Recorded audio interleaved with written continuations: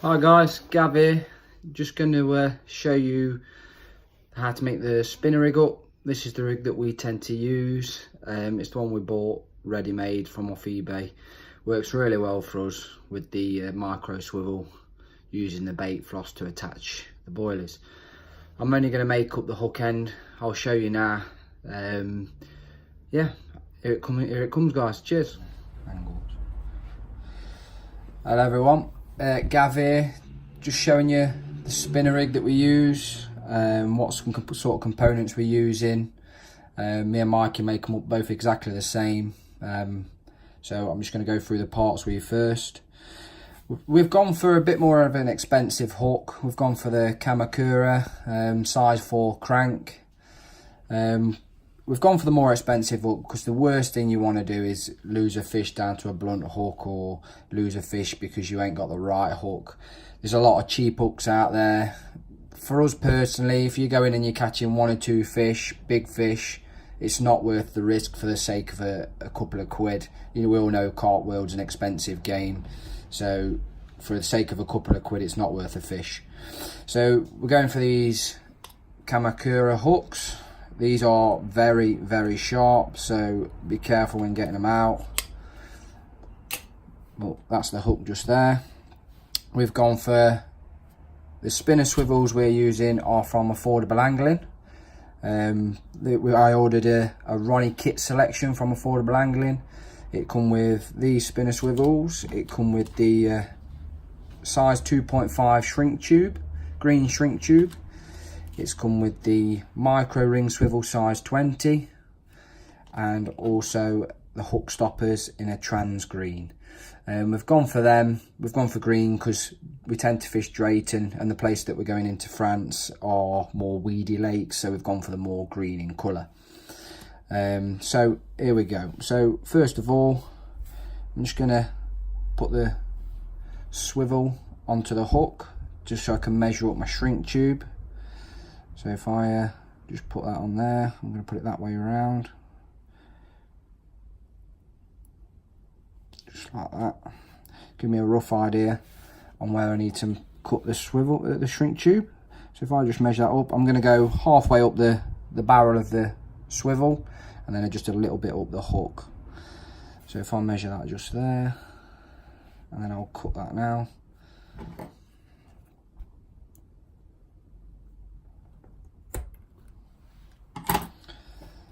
So then let's just approach that again, because once we start eating it, there's no going back then. That should be about right. So then I'm going to take the swivel back off. I'm then going to push the shrink tube onto there. I'm going to attach the swivel back on. These are a little bit fiddly. They are spinner swivels, so they are a bit fiddly to put on. Just like that. One thing we're always told that we looked at, once you get on there, just to give that swivel a little bit of a crimp. I've just got some long nose pliers here. I'm just going to give that a little bit of a crimp on there, just to help it. Yeah, the rubber's there, but this will just help it stop coming off even more.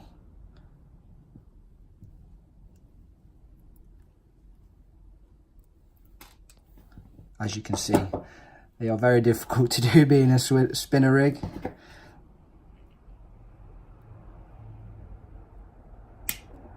Just there like that. Just make sure I'm not stabbing myself with that point.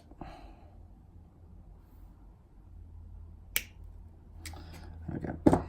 That'll do, that's bent it over a little bit. So then we're just going to slide this shrink tube up just to there. So a little bit down the barrel. And when you're on the bank making these up, you get kettle out, you use a little bit of steam just to shrink that down. I've got a little cordless soldering iron, so I'm just going to use these pliers. I'm just going to hold it. I'm just going to slide out there, and I'm just going to use this cordless soldering iron, kind of like a blowtorch, and I'm just going to seal it that way instead.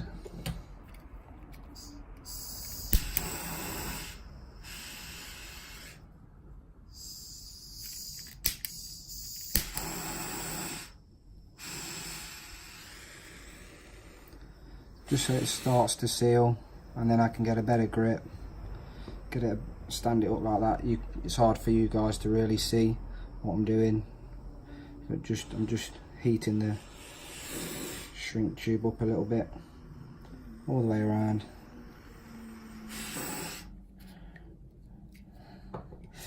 There you go. So that's just how I do it. That's each to their own. Use the steam. It's just a little bit quicker with a blowtorch. As you can see, the hook there. So just let that cool down a moment. Obviously that's going to be quite warm now. Just for the purpose of the video, I am just going to blow it a little bit.